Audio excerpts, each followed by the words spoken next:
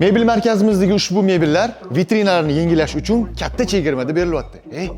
Ulgurib qoling.